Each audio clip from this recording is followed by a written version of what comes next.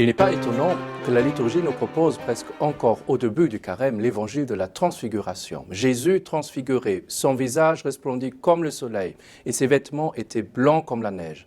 Encore quelques semaines et ses vêtements seront rouges comme la pourpre d'un roi qui donne sa vie pour ses amis. Les apôtres sont tourmentés. D'un côté, ils voient Jésus transfiguré, d'un autre côté, Jésus leur a déjà annoncé ses souffrances et sa mort. Mais aujourd'hui, il leur dit « N'ayez pas peur ». N'ayez pas peur parce qu'aujourd'hui vous m'avez vu comme je suis. Ne l'oubliez pas pendant les jours qui viennent. Ne perdez pas l'espérance, ne perdez pas confiance en moi. Regardez-moi. Oui, pourrait-on dire, la transfiguration du Christ a été bien profitable pour les apôtres, mais moi, je n'ai pas vu Jésus transfiguré. Bien au contraire, je ne vois autour de moi que de la misère et de la souffrance.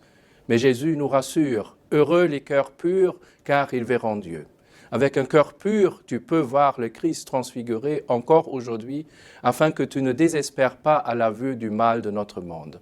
Ce qui rend impurs nos cœurs, ce sont pas seulement les désirs impurs, mais avant tout notre enfermement en nous-mêmes, nos peurs en général, et notre incapacité de quitter notre zone de confort.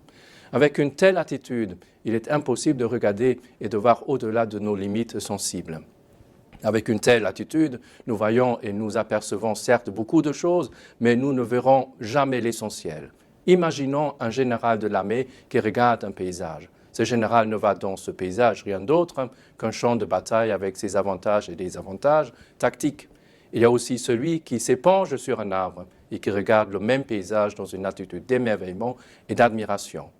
Le regard d'admiration aperçoit une réalité que l'égocentrisme ne voit pas. Ce regard pur peut apercevoir le Christ transfiguré, même dans le visage de la souffrance.